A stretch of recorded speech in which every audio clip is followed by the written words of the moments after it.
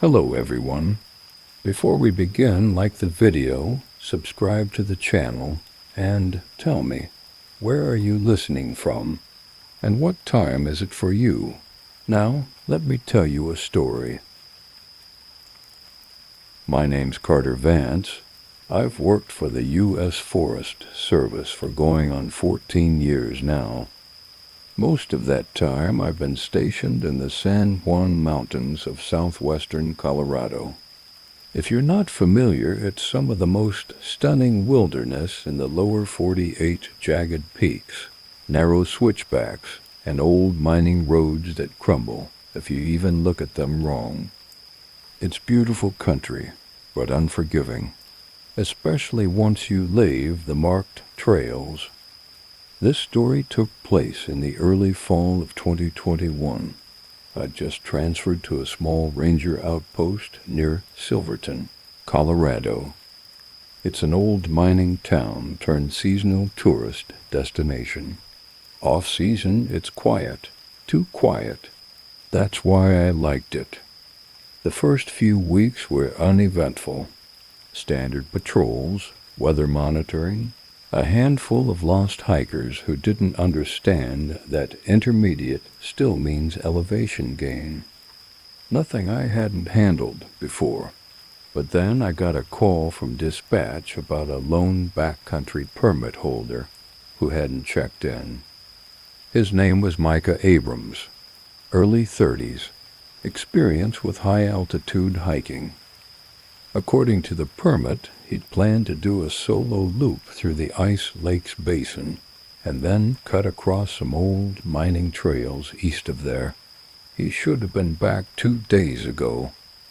Normally, search and rescue would wait a full 72 hours unless there was a sign of distress, but his family had called twice, said they hadn't heard a word since he left. Something about that made the hair on my arms stand up, so I geared up and decided to check the route myself. I left just after sunrise, hiked past the alpine lakes, and kept following his marked trail. The temperature had dropped noticeably since the day before. That can happen fast at 12,000 feet, but still it felt unnatural, like something was breathing cold into the trees. About 6 miles in, I found the remnants of Micah's camp. It looked off. His tent was still zipped, but flattened like it had collapsed inward. A campfire sat cold and unused, and his bear canister was still full, unopened. That alone was weird, but what stopped me dead was his journal. It was tucked under a rock beside the fire pit, half soaked in morning dew. I flipped through the pages. Most of it was ordinary trip notes, descriptions of the landscape, a few sketches, but the last entry made my blood run cold. Heard something last night. Sounded like chains dragging across the rocks. Thought it was wind until it whispered my name. I scanned the area around me. I was alone. No tracks but mine, no rustling in the pines. Still, the weight in the air had shifted. It felt like the forest had gone still to listen. I pressed forward, following the route Micah had outlined. A few hours later, I spotted the mouth of an old mine shaft about half a mile off the trail. It wasn't marked on any of my maps. That happens more often than you'd think, especially out here where dozens of prospectors dug holes in every direction. But this one, something about it made me pause. The boards covering the entrance had been torn away, not collapsed, ripped. I don't know why I went inside. Curiosity, maybe. Duty, probably both. I flicked on my headlamp and stepped into the mine. The air inside was freezing, and not in the cold rock kind of way. It was wet, damp, like breathing through soaked wool. My boots crunched over broken stone and old timbers. About 30 feet in, I found Micah's pack. It had been torn open, not slashed like by a bear, but unraveled, threads hanging, zippers peeled back like fingers. I called out for him, Micah. The mine answered with a hollow echo. I pressed on. That's when I saw the scratches on the walls, long, thin gouges that dragged from the ceiling to the floor, like claws. They crisscrossed over each other, sometimes spiraling inward like something had been spinning. The deeper I went, the more of them I saw. And then I smelled it. Wet iron, blood. I rounded a corner and nearly tripped over him. Micah was slumped against the far wall of a chamber maybe 10 feet wide. His eyes were open but glassy, fixed on the ceiling. His hands were torn to the bone, fingers bent backward. His mouth was stretched wide like he'd died screaming. But there wasn't a scratch on his face. I radioed it in, my voice barely steady. Told them I found the body. I was preparing to drag it out when I noticed something behind him. Symbols carved into the wall. Circles within circles, jagged triangles, and something like a twisted stick figure with too many limbs. And in the middle, fresh blood. Micah's blood, that's when I heard it. A rattle, slow and deliberate. I turned around, raising my headlamp. The beam shook wildly, bouncing off jagged walls. The rattle stopped, then came the whisper. It was my name, not spoken. Exhaled. Carter. I ran. No dignity, no protocol. Just panic. I bolted through the tunnel, light swinging wildly. I don't know how I didn't fall or crack my head open. I heard it chasing me, something dragging, slithering, its breath thick and wet. I burst out of the mine into daylight and silence. Nothing followed. I collapsed just outside the entrance, gasping, heart hammering. Back at the station, I filed the report. I didn't mention the whisper. I didn't mention the symbols.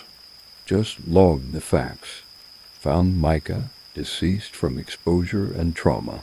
Recovered the body. Case closed. But I didn't sleep that night, or the night after, because something followed me out of that mine. At first, I thought it was stress. I started hearing things, scraping sounds at night, the rattle of old chains. My name whispered in dreams. I moved out of the ranger station and into a motel in town. Still didn't help. Then came the frost. Middle of September, and I woke one morning to find my windows iced over inside. My boots were frozen to the floorboards. I opened the door to the hallway and found a trail of damp footprints, bare, human-shaped, but far too long. I took a leave of absence, told my supervisor I needed time. I moved back to Denver. The dreams kept coming. I don't know what I brought back with me. All I know is that whatever it is, it hasn't left, and I don't think it ever will.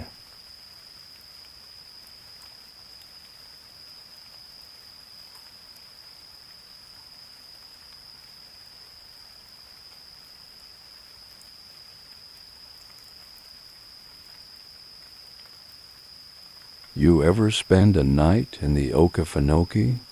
I don't mean the edge of it, where the tourists go on their little boat rides and see gators sunning on the banks. I'm talking about deep in it, past Billy's Island, past Chesser Island, where the trees start leaning like they're hiding something, and the water goes black even when the sky's blue. That's where I worked. 27 years as a wilderness officer out there. Most of the time it was just me and the swamp, and I was good with that. I liked the quiet. After the war and everything that came after, I didn't want to hear much else. But in 2004, something changed. Something woke up. I don't talk about it much. Most people wouldn't believe it. But I've kept the journal entries, and I still dream about that week. Not like a memory, like a warning. Let me tell you what happened. October 3rd, 2004. It started with a call from the ranger station. A couple of volunteer researchers went missing near Cowhouse Island. Not unusual in itself, people underestimate the swamp all the time. It can swallow a man whole if he gets cocky. But what worried me was the tracker we sent out after them. He hadn't checked in either. 3 people vanished, no calls, no distress signals, and no storms to blame it on, so they asked me to go look.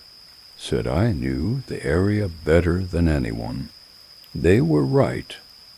I left the next morning, took my flat-bottomed skiff down the Sewanee Canal, and turned west toward Cowhouse.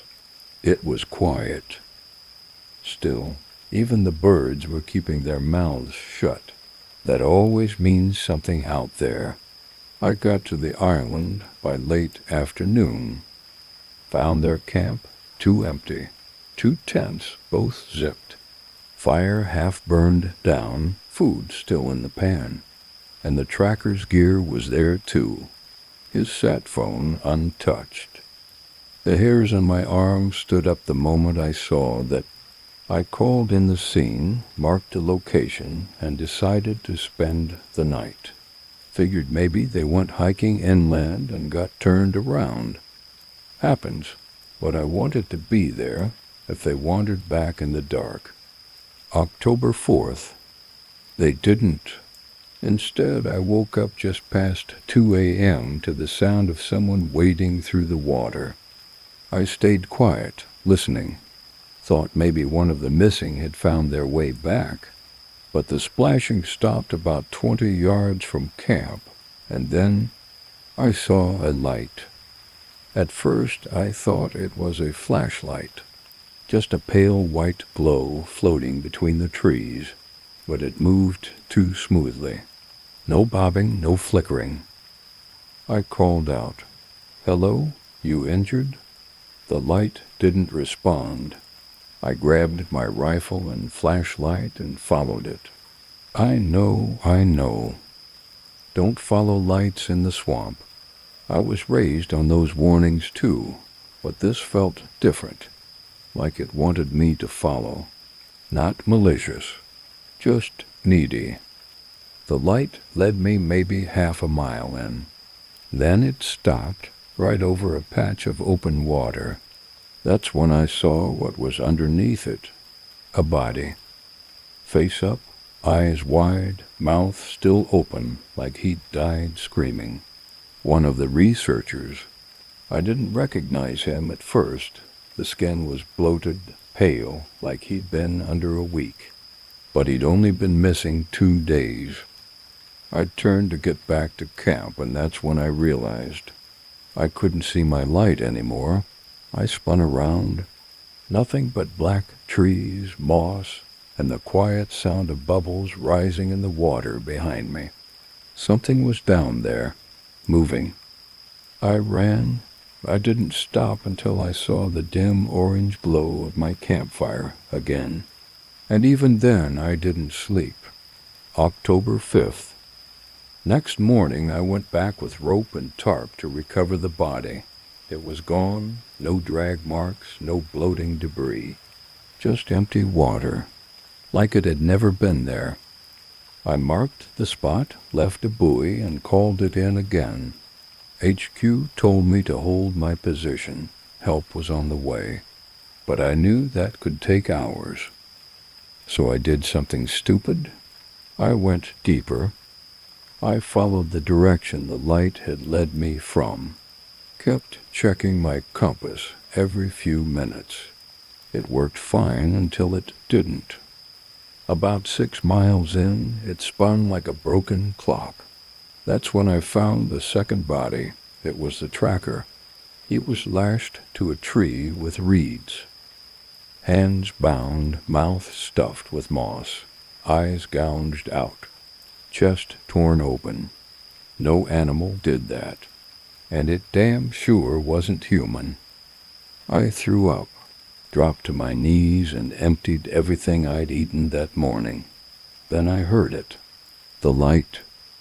It was back, but this time it was red, floating above the water, maybe 30 feet ahead. I pointed my rifle at it, and it didn't flinch. Then I heard the whisper. Jackson, it was my name. Not shouted, not growled, said, soft and clear, and from my wife's voice. My wife's been dead since '98, cancer. That voice made my knees buckle. Jackson, help me. I did the only thing I could. I ran again. October 6th. I tried leaving the swamp that morning, got in my skiff and pushed east toward the canal, but the water levels had risen. Trees blocked the channel that had been opened 2 days before. GPS stopped working. Compass still spun. I paddled in circles for 6 hours before I ended up right back at the abandoned camp. But something had changed. There were now 3 tents. I didn't set up a third. The last entry read, "Don't follow the light. It's not trying to help, it's trying to learn your name." I don't remember sleeping that night. Just pacing around the camp, waiting for the sunrise, clutching my rifle so tight my knuckles turned white. But the sun never came. It was just fog, thick, yellowish, like it was made of ash. I couldn't see 10 feet past my boots. That's when the whispering started again. All around me, my name, my wife's name, voices from old ranger buddies who died years ago, all of them calling me. I nearly stepped into the water before I caught myself. There were dozens of lights, all red now, drifting just above the surface, waiting. I never told HQ the full truth. I said I found one body, marked the site, and got disoriented during recovery. No one asked questions. The official reports list the other 2 as still missing. But I know better. That swamp doesn't just lose people. It keeps them. I've never gone back. I moved north, took a job in the Blue Ridge. But sometimes I'll wake up from a dead sleep and swear I hear my name, whispered, soft, familiar, and red light glowing just beyond the trees.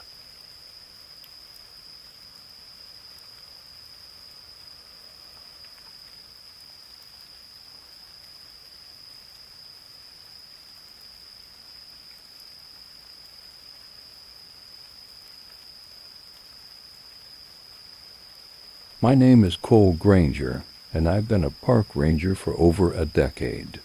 Most of that time was spent in the flatlands of Kansas, patrolling stretches of tallgrass prairie and keeping drunk campers from burning the place down. It was peaceful work, quiet, but 2 years ago I transferred up north to Washington State, to a remote outpost tucked along the far edge of the Okanogan-Wenatchee National Forest. The locals call the area Bearjaw Ridge. Most maps won't show the name. It's buried in the northeastern stretch of the park, just miles from the Canadian border, and for decades it was considered off-limits. Too dangerous, too isolated. But when the Forest Service got new funding and decided to reopen neglected wilderness, guess who got put on the reassignment list? Me. I didn't mind at first. The thought of being alone up in the Cascades sounded like a damn dream after a bitter divorce and years of bureaucratic red tape. They built a new ranger cabin near the old trailhead and told me I'd be the only permanent officer posted there. Just me, the trees, and the ridge. The first few months were uneventful. Some minor trail clearing, a few black bear sightings, some hikers who didn't know their limits. But nothing out of the ordinary. Nothing to justify the long-standing rumors I'd started to hear from the surrounding towns. They called it cursed land. Locals wouldn't go near it. Old-timers talked about entire families disappearing up there. Fires that started without a cause. Hikers who walked in and came out days later with no memory of where they'd been. And always, the phrase that came up most? The ground's wrong on Beer Jaw. I used to laugh it off. Forest superstition, the usual cryptid talk. But I stopped laughing one night last October. It was the start of the fall stretch. Nights were getting colder. The trees had just started to turn, lighting the valley in reds and golds that made the place look like a Bob Ross painting. I was sitting in the tower cabin with a fire going, sipping weak coffee and flipping through old forestry records. That's when I heard the radio crackle. It wasn't a voice. Not at first, just static. But then it clicked, a short, staccato burst of sound almost like Morse code. Then silence. I tried responding. This is Ranger Station, Beer Jaw. Come back? Nothing. But when I set the radio down, I heard something else outside. A low droning sound, like wind, but not quite. It had a rhythm, almost like a growl, stretched out and steady. I stepped out onto the porch with my flashlight and swept the woods. The noise stopped. Everything was quiet, until I turned around and saw a shape standing at the edge of the tree line about 30 yards away. Not moving, not saying a word, just watching. At first I thought it was a bear, but it was upright, too tall for a person. No flashlight, no gear, just long, bent legs and a body shaped wrong, like someone had been put through a taffy puller and forgotten how to be human halfway through. I blinked, and it was gone. I didn't sleep that night. The next morning I hiked down to the tree line where I'd seen it. Nothing but churned leaves, no prints, no scat. Just a strange gouge and a nearby pine tree 5 long scratches carved at shoulder height, like something testing its claws. I filed a report, and HQ told me it was probably a cougar. I know what cougars look like. That wasn't a damn cougar. The next week, a pair of hikers went missing. They'd signed in at the old lodge. Names were Hannah and Lucas, early 30s, from Spokane. Left around noon on a Friday, headed up to Beer Jaw Trail. They never signed out. Didn't return Saturday. Didn't call home. By Sunday morning, I was organizing a search. We started with their car, still parked where they left it. No signs of foul play, no damage. Just 2 backpacks in the back seat and a trail map marked with a blue highlighter. It led straight up the ridge toward a spot labeled Old Outlook. I took 2 volunteers with me and hiked up that way. The forest was quiet again. No birds, no wind. Just the crunch of boots on pine needles. About 4 miles in, we found their campsite. The fire was long dead, but their gear was still there. 2 sleeping bags, a Jetboil trail mix scattered like it had been dumped in a hurry. One of the sleeping bags was zipped up from the inside. The other had been torn open from the top, shredded. Whatever happened, it happened fast. The worst part? Just past the campsite, where the trail sloped up toward the old overlook, we found tracks. But not just boot prints. There were drag marks, like someone had been pulled.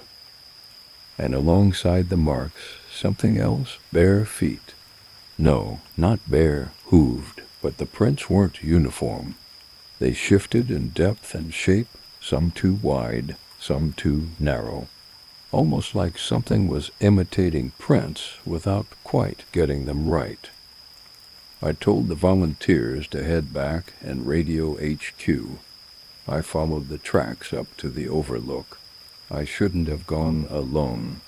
The overlook was silent. The trees there looked dead. Gray bark, brittle branches like winter had touched just that patch of forest and nowhere else. And sitting at the center of the overlook, a pile of clothes. Folded, neat, as if someone had just vanished right out of them. The tag on the jacket said Lucas. I heard the wind pick up behind me. Turned to look, nothing, but I could feel it. That presence again, watching, waiting. Over the next 48 hours, we swept every inch of that trail system. We never found the bodies, but every night, like clockwork, the same sound would come across the radio.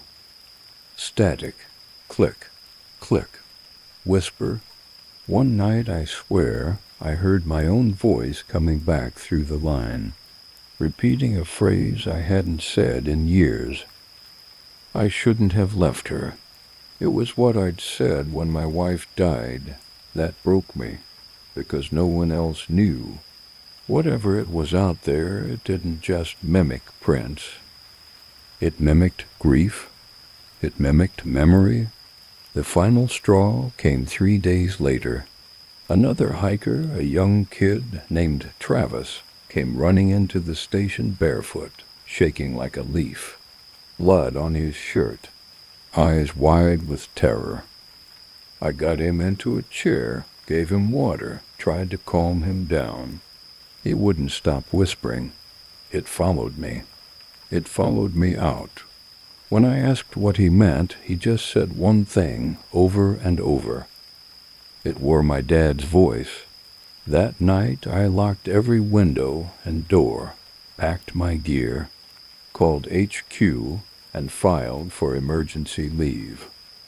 I don't care if it tanks my career. I'm done with Beerjaw Ridge. And if you're reading this, if you find this journal or hear this recording, don't go up there. Don't listen to the voices in the woods, because they know who you are, and they know what you fear.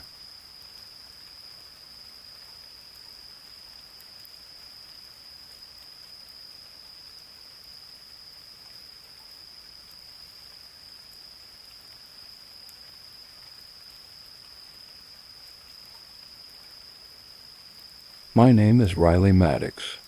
I've been a forest ranger for 15 years, 9 of those spent working out of a remote station in the Daniel Boone National Forest, down in eastern Kentucky. It's quiet country, rugged, beautiful, but there are places out here that locals won't go, no matter the weather, no matter the season. One of those places is called Devil's Hollow. You won't find it on many maps, just a jagged slice of gorge running between the limestone cliffs, southwest of War Fork.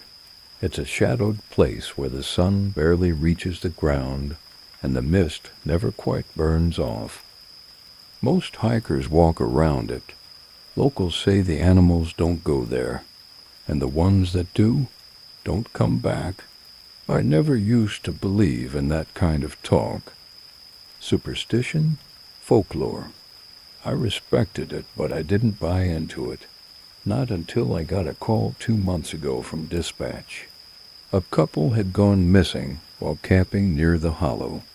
Sarah and Callum Wells, mid-30s, out of Lexington. Their last GPS ping showed them crossing a dried-up creek bed that ran along the edge of Devil's Hollow. I didn't like it. but I grabbed my gear and drove out anyway. I parked near the old fire road just after 3 o'clock p.m. and started on foot. The air was heavy, not humid exactly, just weighted, like the forest was holding its breath. The deeper I went, the less sound I heard. No birdsong, no wind in the branches, just the crunch of my boots and the slow beat of my pulse in my ears. It took me 2 hours to reach the spot where their last ping came in. Their tent was still there, unzipped, empty. No torn fabric, no blood, just silence. The fire pit was cold. Their packs were neatly stacked inside the tent. That was the first thing that struck me as odd. Most people, if they're running from a bear, they don't stop to stack their bags. About 30 feet from the tent, I found tracks, 2 sets, both human, heading downslope toward the hollow. But halfway down the ridge, a 3rd set appeared, and this one was wrong. Deep, uneven impressions, toes longer than they should have been, no heel marks, no shoe treads. It looked like something walked up out of the earth and followed them down into the gorge. I radioed it in, but the signal was choppy. Too much limestone in the cliffs, so I followed. The trail narrowed as I moved into the hollow. Vines hung low across the path. The air grew colder, not cool, cold, like I'd stepped into another season altogether. And that's when I noticed the smell. Metallic, damp, like rust and rot and wet stone. I heard a sound to my left, a whisper, not a word, just the cadence of one, like someone had spoken almost loud enough to hear. I froze, listened. Then it came again, this time behind me. I spun around, flashlight raised. Nothing but trees. I kept going, and then I saw it. A cave halfway up the cliffside, not natural. The entrance was too round, too perfect. Stone markers, 3 of them, ringed the opening, each one etched with a symbol I didn't recognize. They weren't recent, covered in moss, some kind of warning maybe a seal. And right there, outside the entrance, I found something I'll never forget. Sarah's jacket, torn, one sleeve missing. It was soaked in something dark and dried. I took 1 step toward the cave and felt the ground shift beneath me, just slightly, like something deep below had moved. I backed away. Then the smell hit me again, stronger now. Rotting meat, old blood, something ancient and buried. I heard breathing behind me, deep, slow. Too close, I turned. Nothing. But the shadows around the trees looked different, longer, stretched. I tried to radio again, still nothing, so I left, fast. But I swear, even as I climbed out of that hollow, I heard footsteps behind me. Only they weren't on the ground, they were in the trees. Over the next few days, 2 more hikers vanished. Both near the hollow, we sent in a search team. 5 men, 2 K9 units. They came back with nothing, except one of the dogs. Its fur was matted with black sludge. It wouldn't stop shaking.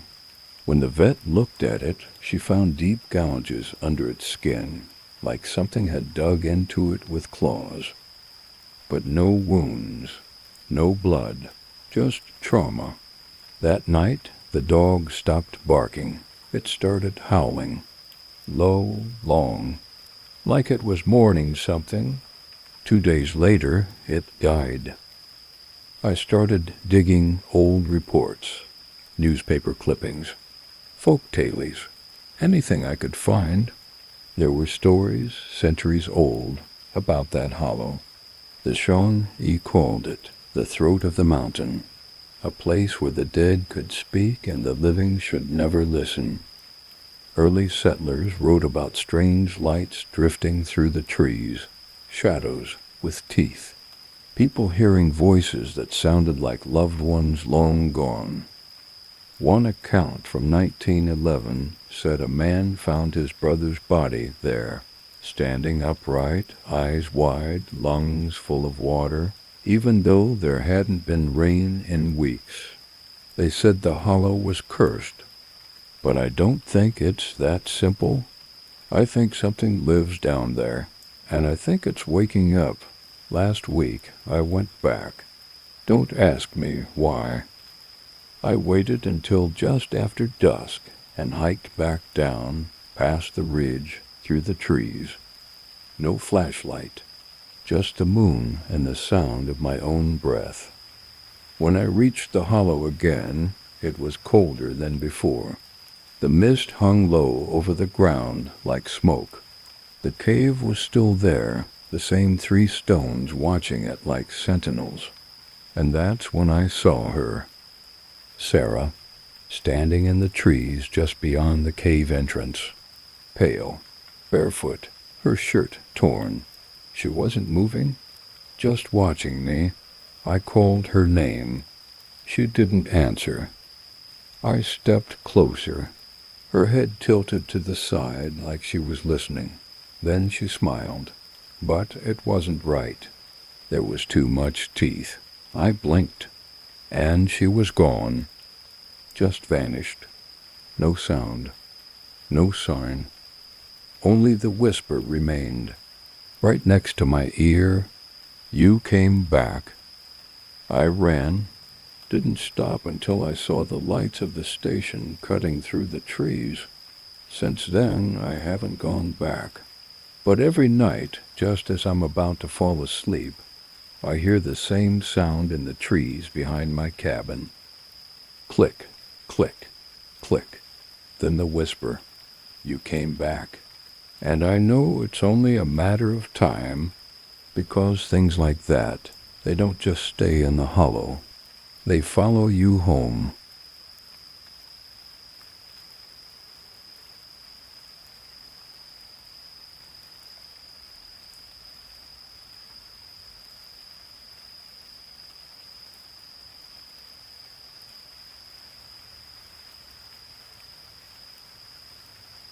My name is Sam Riggins. I'm a seasonal fire lookout for the National Forest Service, 6 seasons and counting. Normally, I get posted in the Sierra Nevada or parts of southern Oregon, but this year was different. This year, they sent me to an old tower in the Salmon Chalet National Forest in central Idaho. They told me the tower had been decommissioned since the early 2000s. But due to increased fire risk in the region and a short staff, they needed someone to man it for the month of October. I didn't ask many questions. The solitude suited me. No cell service, no distractions, just 360-degree views of the backcountry and the occasional fire smoke on the horizon. I signed the waiver, packed up, and drove myself to the ranger station in Stanley. From there, a senior ranger named Collins took me up the rough logging road in an old pickup, stopping just shy of the final half-mile. "You'll have to hike from here," he told me. "The road washed out years ago." We stood in silence for a second. Then Collins glanced up at the looming tower in the distance, its silhouette rising above the pines like a skeletal finger. "Look, Sam," he said, "you'll be alone up here. No ranger rotation, no check-ins unless you radio us. That tower's not on the main grid anymore. The maps don't even label it." He paused, then added, "If you hear anything strange, just stay indoors. Keep the fire going. And whatever you do, don't answer the knock." I stared at him. Don't answer the knock? He didn't clarify. just handed me the keys and left. I laughed it off at first, probably just trying to freak out the newbie. But now, 2 weeks in, I'm starting to wonder. The first few days were peaceful. I settled into the tower, stocked with preserved food, dry firewood, a backup generator, and a CB radio tuned to the district channel. The structure creaked a little at night, but that was to be expected in an old building. I kept notes in the logbook, brewed coffee in the mornings, and spent hours with binoculars, scanning the treetops for smoke. But by day 6, things started feeling wrong. The forest below wasn't quiet, it was silent. Not a single bird call, no wind in the pines, not even squirrels in the brush. It was like the trees were holding their breath. I kept trying to rationalize it. Maybe the change in temperature, maybe animals migrating, but I knew forests. I knew what silence like that meant. Predator. Still, I tried to shake the feeling. But then came the smell. It started faint, just a hint of rot on the air, like wet leaves and something worse underneath. I figured maybe a deer had died nearby. I even ventured out with my .38 and a flashlight, but I didn't find any carcass. Just a few strange scratches on the trees near the base of the tower. Not claw marks, not even knife marks. They looked carved, spiral-shaped, rough, erratic, maybe old. I took photos, but they didn't come out well. And when I went back out the next day, some of the spirals had changed, deepened, grown. That night I locked every bolt on the hatch, threw an extra log in the wood stove, and didn't sleep. 3 nights ago, I heard the knock. It was just after 2 a.m., and I was reading by lantern light. The fire was low. Wind had picked up. I remember thinking I needed to restock firewood in the morning. Then, knock. Not on the door, on the support beam beneath the tower. 1 heavy strike. Wham, then a pause, then 2 more. Wham, wham. I froze. My hand went instinctively to the rifle by the cot. The knock came again, 3 this time.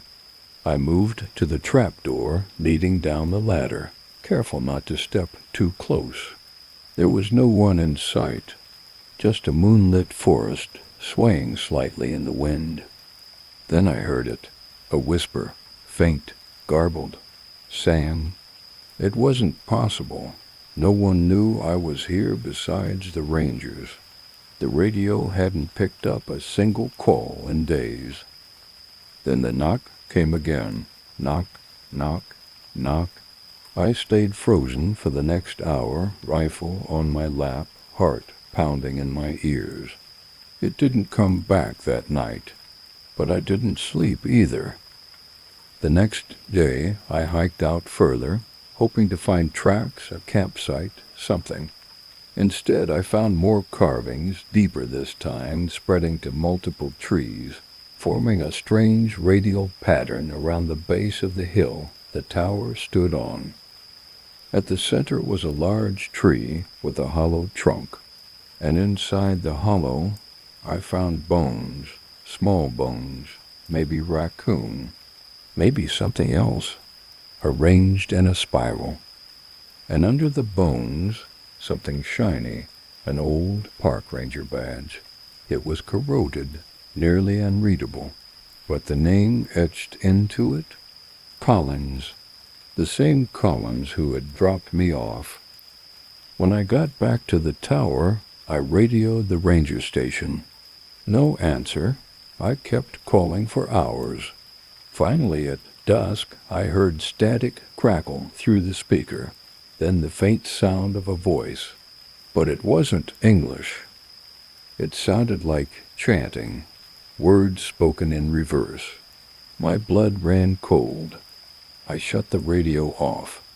That night, the knock returned, and this time it didn't stop. Knock, knock, knock. Sam, knock.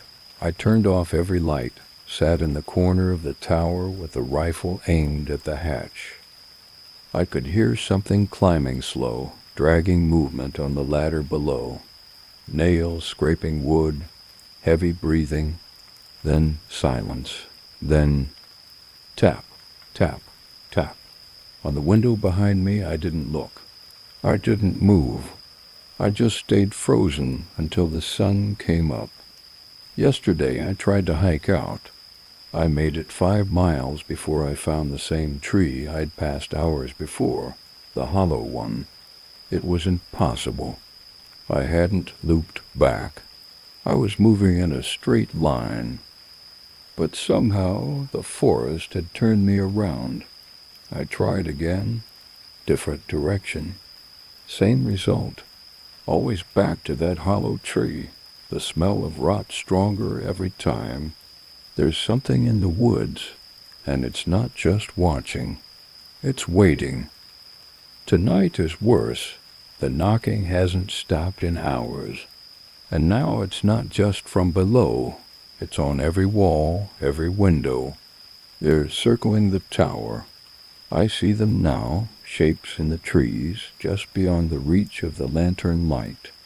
Eyes that glow, but not with light, with reflection, like mirrors. They whisper to me in my voice, calling from every direction. They know I'm alone, and they know I've seen too much. If anyone finds this, burn the tower, burn the trees, seal off the entire hill. There's something buried beneath this land, something old, and this place is not just a fire lookout anymore. It's a feeding ground.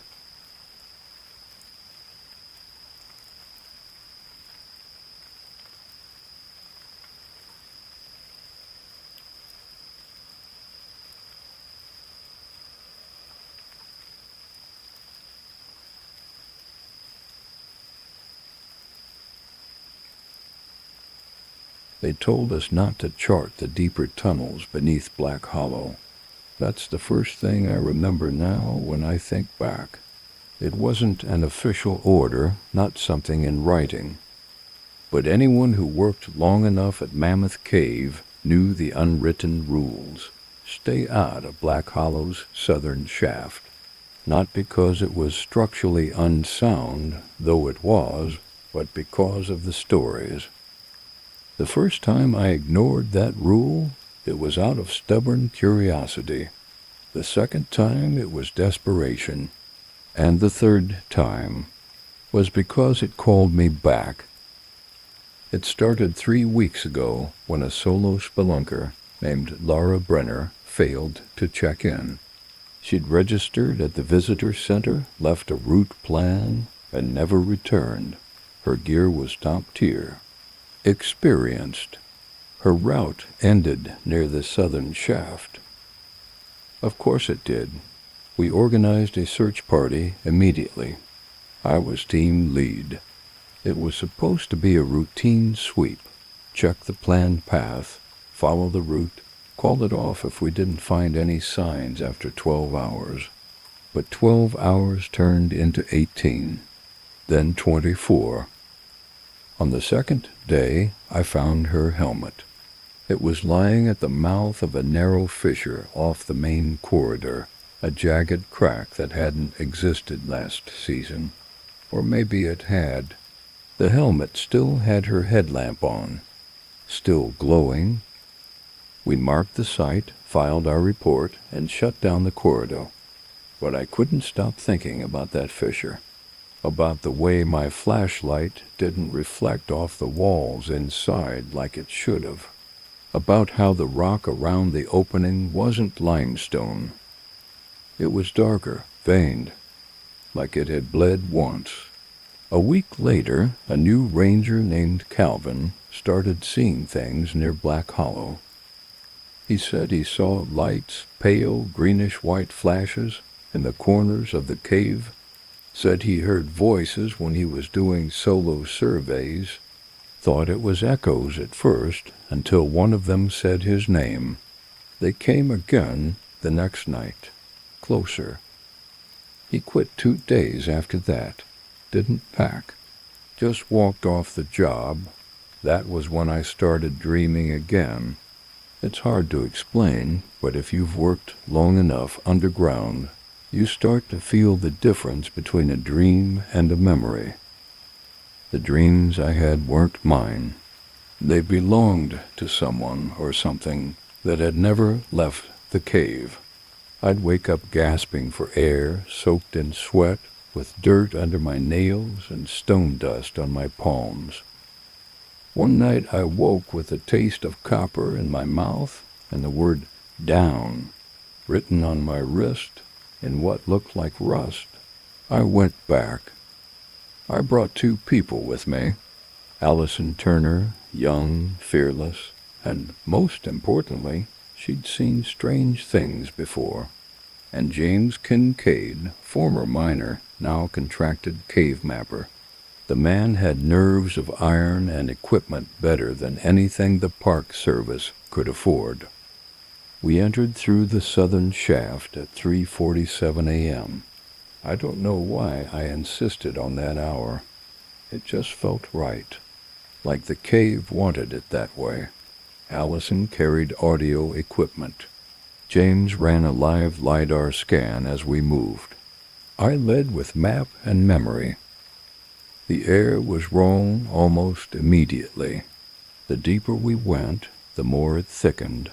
The walls sweated like they were breathing. Our radios picked up static that faded in and out, like voices arguing underwater.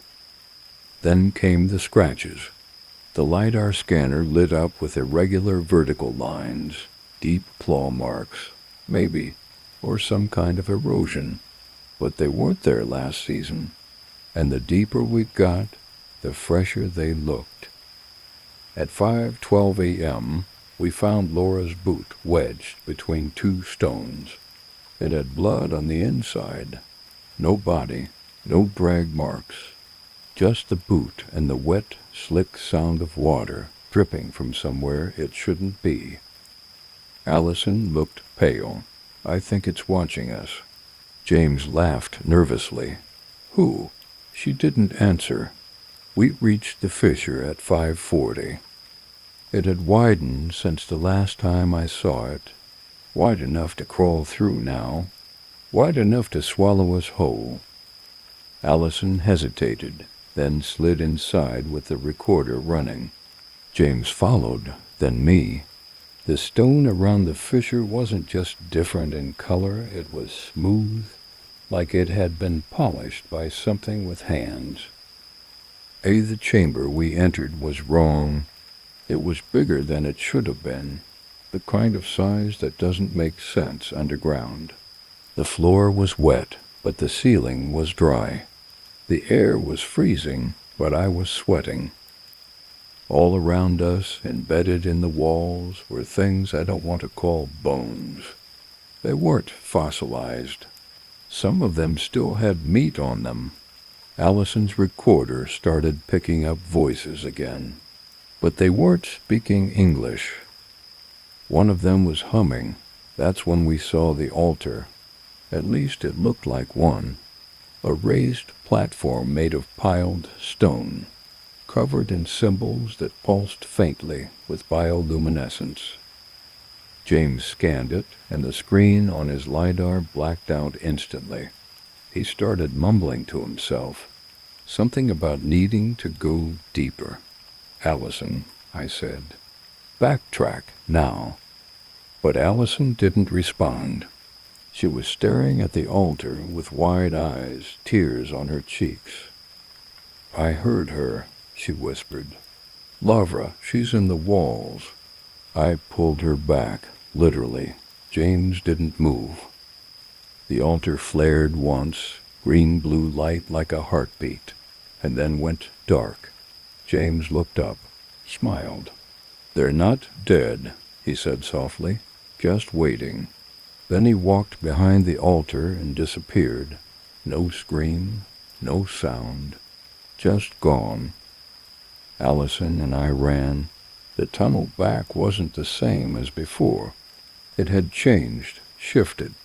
That's the thing about Black Hollow. It rearranges itself when it doesn't want you to leave. The walls closed in. The stone pulsed. The scratches on the walls began to twitch.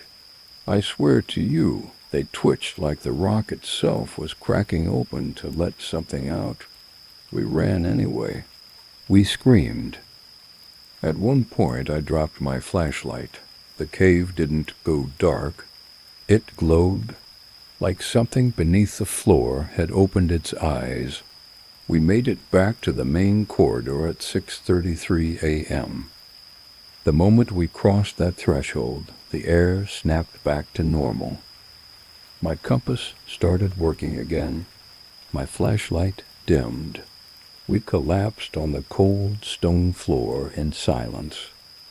Allison had a nosebleed and a burn mark on her left wrist. It looked like a symbol, an antlered shape, curling into a spiral. Neither of us spoke the entire walk back to the surface. I filed the report.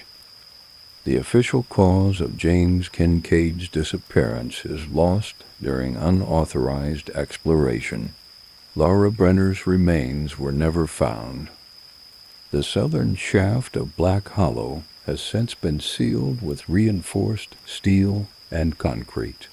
The fissure was collapsed by controlled detonation, but I hear it again, even now, when I pass the lower tunnels on patrol, when the wind dies and the air stands still, when I sleep, the tapping, the voices, the memory that wasn't mine, but wants to be whatever's beneath Black Hollow didn't die.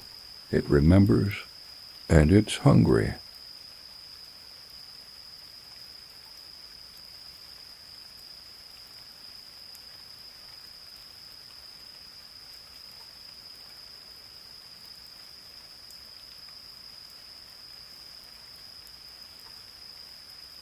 I've worked the forest of Montana for nearly 2 decades. Fires, blizzards, mountain lions, lost hikers, even the occasional body. I've seen most of what nature can throw at a person, but nothing prepared me for the trail with no name. I'm not even sure it's a trail. Not really. It's more like a scar on the land that appears when it wants to, and once you see it, you don't forget. It started with a call about a missing hunter. His name was Wade Laramie. Local guy, early 40s, experienced. He'd been bow hunting elk up near the Burnt Creek area, north slope of the Gallatin Range, rough country, steep ridges, and dense pine. His brother reported him missing after he failed to check in 2 days after his scheduled return. Wade had a satellite phone but never used it. I volunteered to lead the initial sweep. Not because I was assigned, because of where he'd gone missing. See, I'd heard stories from the old-timers, quiet warnings, places they avoided without explanation. Burnt Creek was one of them. I loaded my gear, grabbed my dog, Samson, and headed out by sunrise. By late morning, I found Wade's last known campsite. His tent was still there, so was his pack. His bow, arrows, deer, untouched. Even his food wasn't raided. That told me something right away. He hadn't walked away. He'd vanished. Samson sniffed around, tail stiff, ears low. He didn't bark or whine, but his body language was off, like he was waiting for something to come up behind us. I followed what little trail there was north, hoping for prints or any sign of Wade heading deeper. That's when I found the path, not on the map, not even a game trail.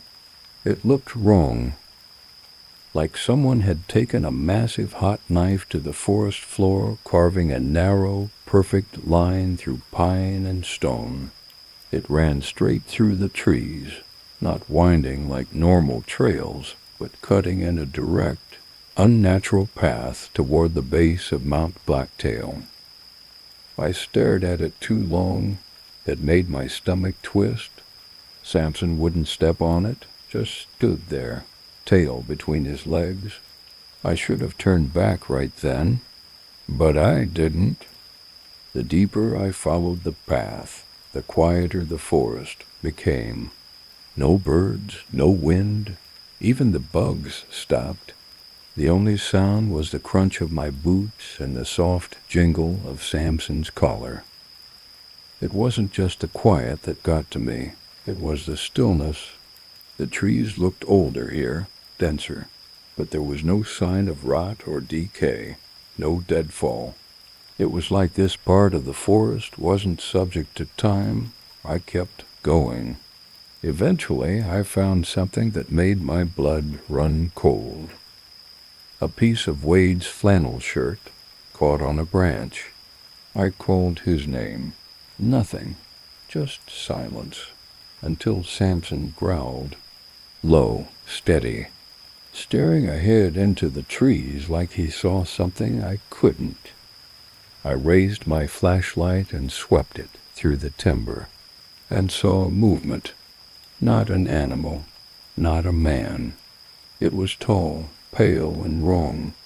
I caught just a glimpse, something with limbs too long and a face too smooth. It vanished the second my light hit it. I don't remember drawing my sidearm, but I was holding it when I backed down the trail. Samson didn't follow me.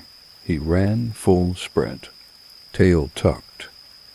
He never does that. I chased after him, lost sight of the path for 1 second, and when I turned around, it was gone. Just pine needles and brush, like it had never been there. I called off the search that night, told dispatch I'd found signs of Wade, but needed backup to continue deeper. They sent 2 other rangers, Elena and Brooks. Elena was sharp, ex-military. Brooks was a skeptic, science-first, logic-based. I told them what I'd seen. Brooks laughed. Elena didn't. We hiked back to the area the next morning, and the trail was there again, exactly where I said it would be, wider now. Brooks went pale when he saw it, didn't say a word. We followed it in silence. 2 hours in, we found the first marker, a tree carved with symbols, spirals, and antlers and handprints. Some were red, some were fresh. Elena took photos. Brooks scanned the bark and muttered about cults or abandoned hunting lodges. That's when we heard Wade's voice. Faint, distant. Help, please. Elena sprinted toward the sound before we could stop her. By the time we caught up, she was standing at the mouth of a cave I'd never seen on any map. The inside looked like old lava tube, narrow and slick. Wade's voice came again, over here, closer, echoing weird, like it was coming from all directions. I stepped inside, calling his name. Wade, we're here. Then the voice changed, same tone, same pitch, but it said something else, wrong way, behind me. I turned around, light shaking, and saw another trail where there shouldn't be one. Leading deeper, Elena grabbed my arm. We're not alone in here. Brooks turned pale. Something's mimicking him. We left the cave, set up camp at a safe distance. Or so we thought. That night, everything changed. We each had nightmares. In mine, I saw Wade, crawling on all fours, skin pale and stretched thin, eyes gone, mouth torn wide open and whispering things in reverse. In Elena's, she was inside the cave, but couldn't move. The walls were breathing. Brooks refused to share his dream, just kept pacing. At 3:17 a.m., he disappeared. vanished without a sound, his tent unzipped, gear untouched, boots still there. Elena and I searched until dawn. When we finally found a clue, it was a whisper on the wind. Elena, her name, coming from nowhere. Then, Elena, wrong way. We burned the camp, left everything, hiked for hours until the woods felt normal again. The trail never reappeared. The symbols were gone, Brooks was never found, Wade either. I tried to file a report. They called it exhaustion, stress-induced hallucinations, but they still closed the area around Burnt Creek. No fanfare, just sealed it off and rerouted the trailheads. I stayed silent after that, until yesterday, because yesterday I got a voicemail from a hiker in the Gallatin Range, just static, and a voice distorted and slow saying, "Wrong way. The time stop, 3:17 a.m. They say not all trails are meant to be followed. Some lead to nowhere, some lead back to the same place, and some lead to something that was never meant to be seen. That's what Burnt Creek is, a trail with no name, a loop that doesn't close. Something alive, something waiting, and it remembers every step you take."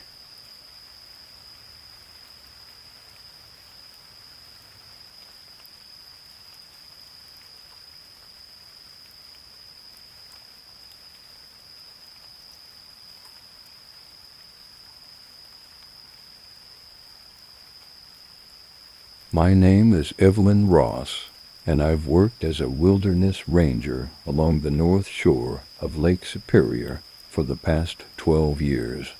Cold air, dense forest, black water.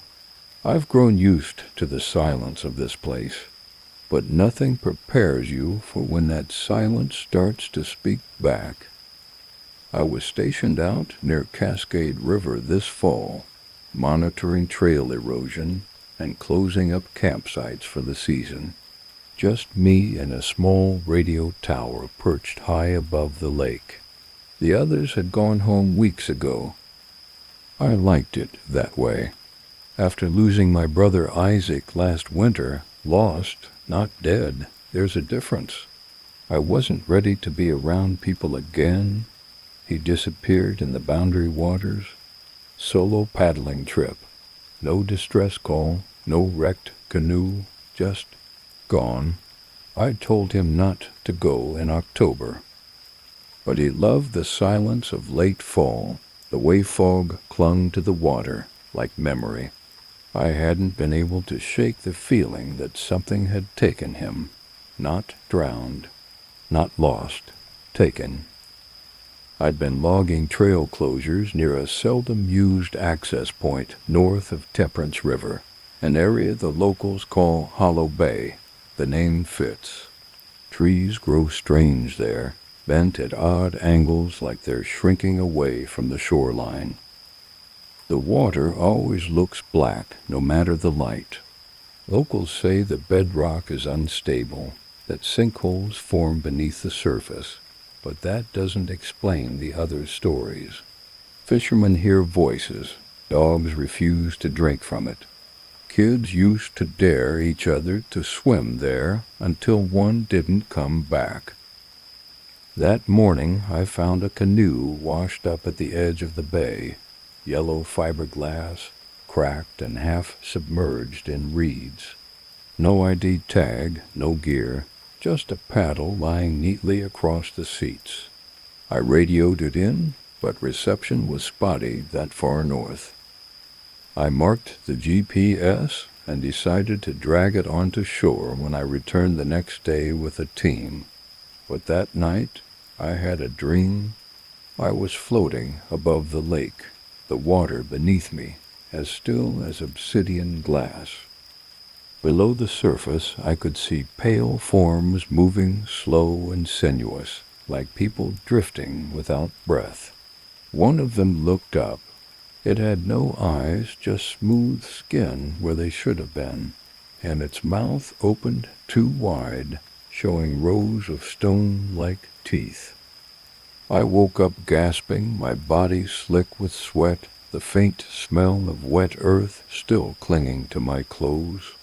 I told myself it was just stress, just grief.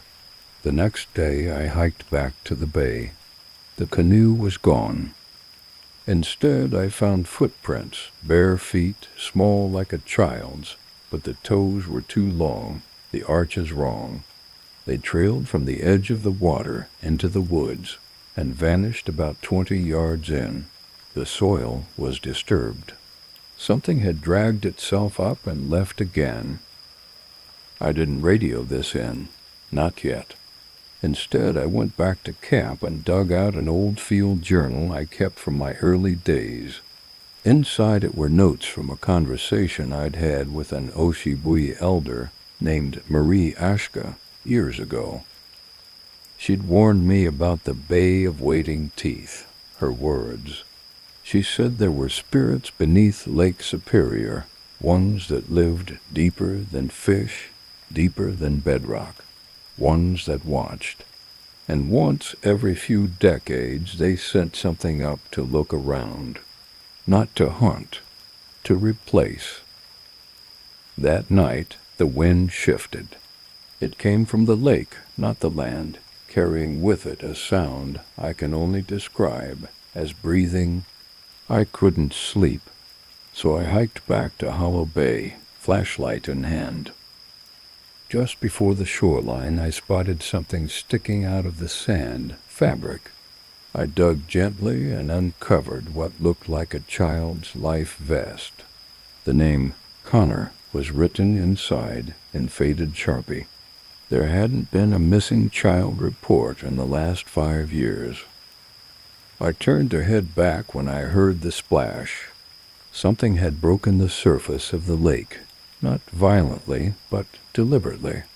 I aimed my light toward the sound and saw ripples spreading across the black water. And then I saw it, something standing waist deep in the lake, still as stone. It was shaped like a person, but wrong. Too thin, too tall. Its head slowly turned toward me, but there were no eyes, no face, just wet, pale skin and a slow bang, clicking sound that echoed across the water like stones tapping underwater. I didn't run. I couldn't. Something about it froze me, like it knew me. And then, in a voice that didn't belong in this world, it said, "Evelyn." I dropped my light and ran. Back at camp, I locked the door and sat with my rifle in hand until morning. I didn't sleep. I didn't breathe. Just waited, listening for footsteps that never came. The next day I drove to the tribal center in Grand Portage and found Marie Ashka. I told her everything. Her eyes didn't blink once. She said, "Your brother went too deep. I think he's still out there," I said. She nodded slowly. "He is. But not how you remember." I begged her to explain. She told me of the Nibiana Bek, the water women, though they aren't just women anymore. They were once caretakers, protectors of the balance. But centuries of desecration, oil, mining, blood, drove them to despair. They took to the deeps and became something else. Not evil, just forgotten. Now they seek balance again by taking back what they've lost. The lost don't die. They change. They are becoming water, she said. And the lake remembers. I went back one last time. Not to fight. Not to investigate. To find Isaac. I brought nothing but a flare, a recorder, and my heart pounding loud enough to feel in my teeth. I stepped into the lake barefoot, waiting until the cold gripped my bones. The water was too still, too warm. And then I saw him, standing waist deep, just like before, his face pale, his mouth slightly open. No eyes, but I knew it was him. I felt it in my blood. "Isaac," I whispered. He turned toward me, slowly, painfully, like his joints no longer remembered how to move. "I'm sorry," he said. Then he vanished beneath the water without a ripple. I dropped to my knees in the shallows and wept. The recorder still played in my pocket. When I got back, I listened to it.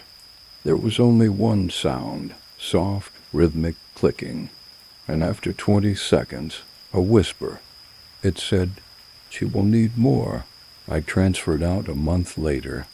I never returned to Hollow Bay, but I still hear the breathing when I camp too close to Superior, and sometimes I dream of children with no eyes standing at the edge of the water, waiting for someone to call them back.